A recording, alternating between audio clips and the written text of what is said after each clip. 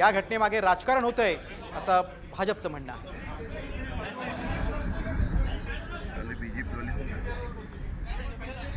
गृहमंत्री माननीय अनिल बाबू देशमुख यांच्यावर जो भ्याड हल्ला झालाय तो अत्यंत दुर्दैवी आहे आणि महाराष्ट्रात कायदा सुव्यवस्थेचे 3-13 वाजलेत ही सातत्यानं आपण ओरड करत होतो, सातत्यानं या गोष्टी निदर्शनास येत होत्या आणि निवडणुकीचा प्रचार संपल्यानंतर सायलेंट पिरियडमध्ये जर माजी गृहमंत्र्यांवर अशा पद्धतीचा हल्ला होत असेल तर हे नक्कीच दुर्दैवी आहे। मला वाटतं महायुतीला आणि भारतीय जनता पक्षाला पराभव हा स्पष्ट दिसलाय आणि यामुळं पराभव स्पष्ट दिसत असल्यामुळे नैराश्यातून अशा पद्धतीचा हा भ्याड हल्ला करून दहशत माजवण्याचा तर हा प्रयत्न नाही ना, याची सखोल चौकशी झाली पाहिजे।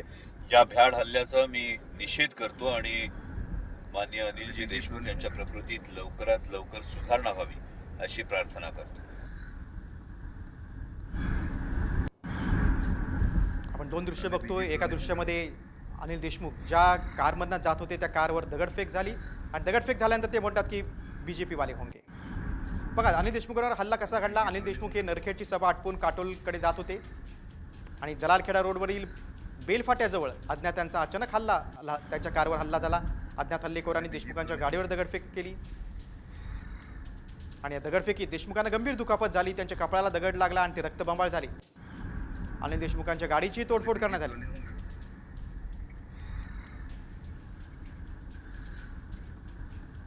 बघा या घटनेनंतर आता राजकीय पडसाद उमटत आहेत। देशमुखांवर हल्ला ही स्टंटबाजी आहे असं अविनाश ठाकरेंचं म्हणणं आहे। भाजपच्या अविनाश ठाकरेंचा गंभीर आरोप आहे। अविनाश ठाकरे हे भाजपचे काटोलचे निवडणूक प्रमुख आहेत। नागपूरमध्ये अनिल देशमुखांवर जीवघेणा हल्ला झाला, मात्र भाजपचे नेते म्हणतायत की सगळी स्टंटबाजी आहे। अनिल देशमुख यांचा मुलगा सलील देशमुख याची हार जी आहे निश्चित आहे याची जाणीव झाली, म्हणून हा एक सहानुभूतीचा स्टंट त्यांनी केलेला आहे। स्वतःच्याच कार्यकर्त्यांच्या हाताने त्यांनी स्वतःच्या गाडीवर हमला केला आणि आता पट्ट्या बांधून फिरतात आहे। त्यांची प्रकृती एवढी गंभीर आहे तर सर्वात पहिले त्यांनी मुंबई किंवा नागपूर येथे हॉस्पिटलमध्ये जाऊन उपचार घेण्याची आवश्यकता आहे। हार पचवू शकत नाही, त्यामुळे हा स्टंट आहे।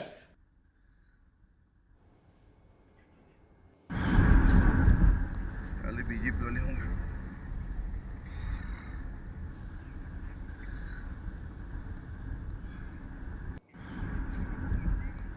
बीजेपी वाले होंगे।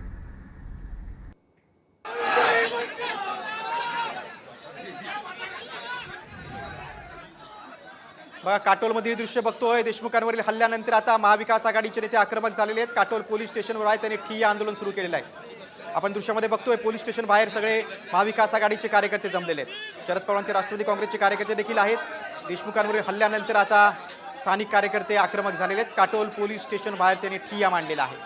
प्रचाराच्या शेवटच्या दिवशी ही घटना घडली, हिंसक घटना घडली। त्यानंतर आता काटोलमधील राजकीय वातावरण तापलेलं आहे, कारण काटोल विधानसभा मतदारसंघातून अनिल देशमुखांचे पुत्र सलील देशमुख हे निवडणूक लढवत आहेत। आणि मुख्य म्हणजे अनिल देशमुखांनी भाजपवर गंभीर आरोप केलाय की माझ्यावर भाजपनं हल्ला केला असा आरोप केला आणि त्यानंतर आता महाविकास आघाडीचे कार्यकर्ते आक्रमक झाल्याचं पाहायला मिळतंय।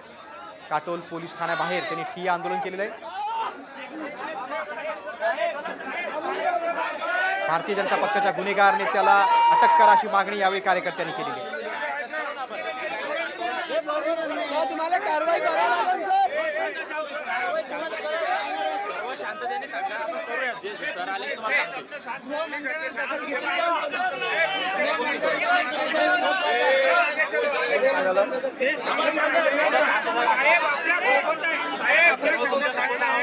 थोडी शांत राहा, आपण शांत राहा। सर आले की